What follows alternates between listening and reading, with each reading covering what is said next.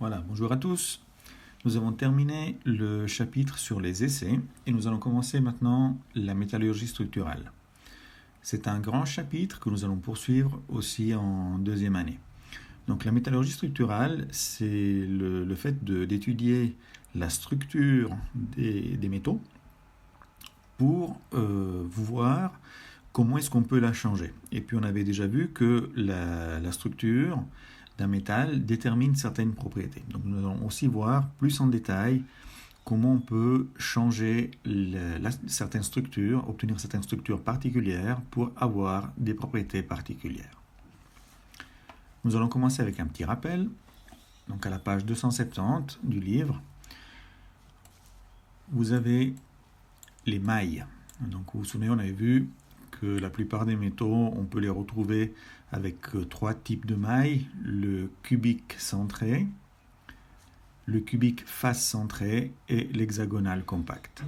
Les petites billes ici représentent les positions des atomes.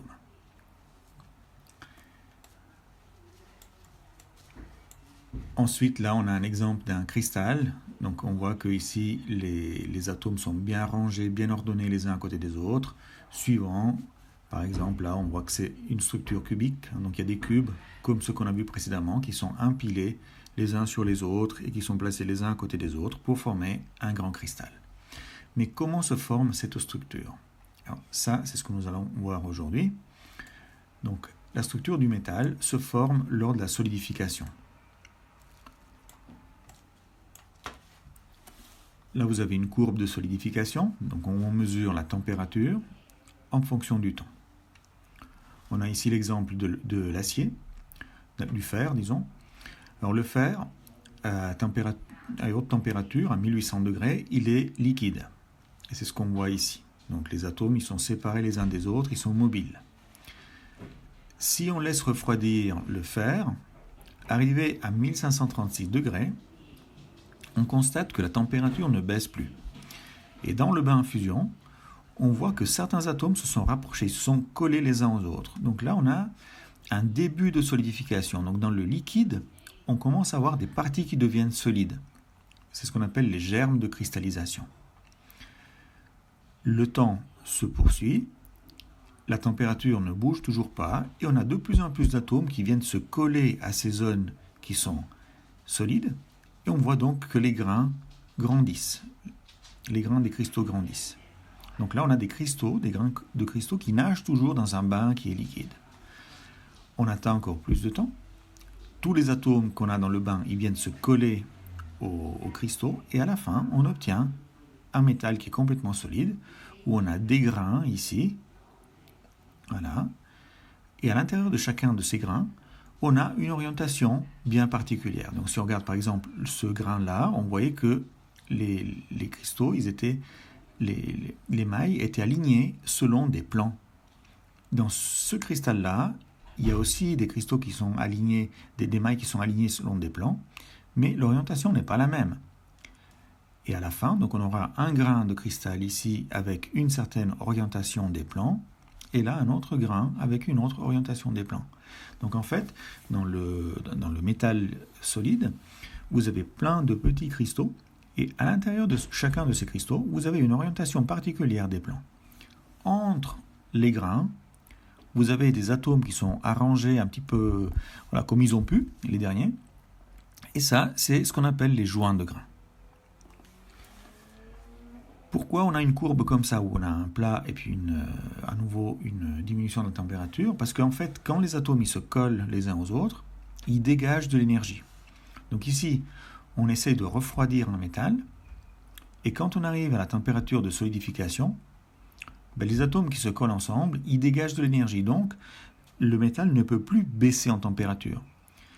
Tant que des atomes se collent les uns aux autres, on a un dégagement d'énergie, donc la température reste stable. À la fin du plat, ça veut dire que tous les atomes se sont collés ensemble, il n'y a plus d'atomes qui doivent se coller, donc il n'y a plus quelque chose qui peut dégager de l'énergie, et donc à ce moment-là, la température continue de baisser.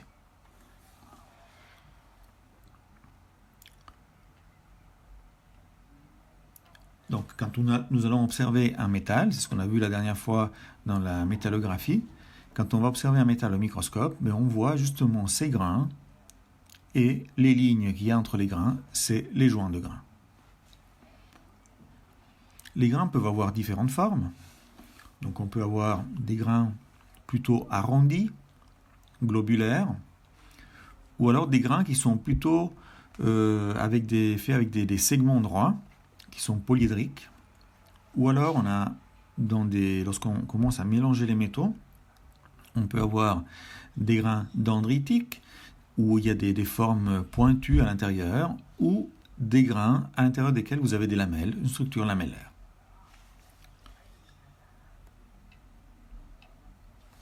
Ensuite, une autre chose importante, c'est la taille des grains. Ici, vous avez une image avec des grains fins, là des grains grossiers. En général, on préfère avoir des grains qui sont fins, parce que ça donne des meilleures propriétés mécaniques. Surtout au niveau de la résistance à la fatigue et de la résistance au choc. Un métal qui a des grains fins, il va supporter des contraintes qui sont plus importantes. Nous allons commencer maintenant à regarder qu'est-ce qui se passe au niveau des alliages.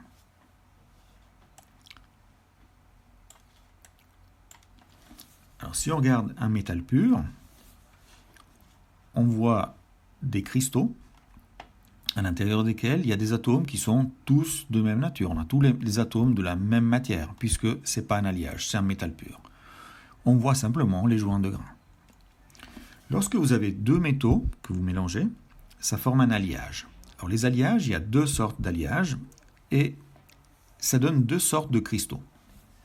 Vous avez des alliages comme ici, qui sont hétérogènes. Donc, dans les alliages hétérogènes, les atomes, quand on essaye de mélanger, n'ont pas une grande compatibilité. On va voir après un peu plus en détail. Mais c'est des atomes qui ont de la peine à se mélanger entre eux. Et ça va donner des structures où vous allez avoir deux sortes de cristaux. On dit qu'il y a deux phases. Quand on parle de phase en métallurgie, ça indique une sorte de matière. Donc ici, on avait un seul métal, donc là on a une structure qui est monophasée, il y a une seule phase. Ici, vous avez deux sortes de cristaux, c'est quelque chose qui est biphasé, il y a deux phases. Une autre possibilité lorsqu'on a des alliages, c'est que les deux métaux, ils sont assez compatibles, ils arrivent à se mélanger à l'intérieur du même cristal.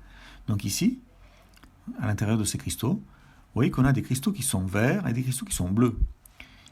Ils arrivent à se mélanger à l'intérieur du même cristal, et donc ça fait une structure qui est homogène. Donc là, c'est un alliage, il y a deux sortes de matières, mais ça donne une structure qui est homogène.